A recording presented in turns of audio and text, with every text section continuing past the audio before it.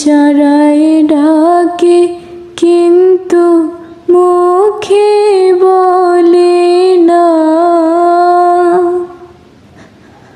আমার কাছে আইলে বন্ধু আমারে পাইবা না।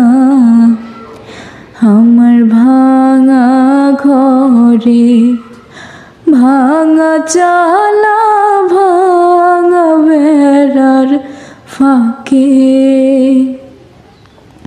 অবাক জোছনা ঢুইকা পরে হাত বাড়াইয়া ডাকে।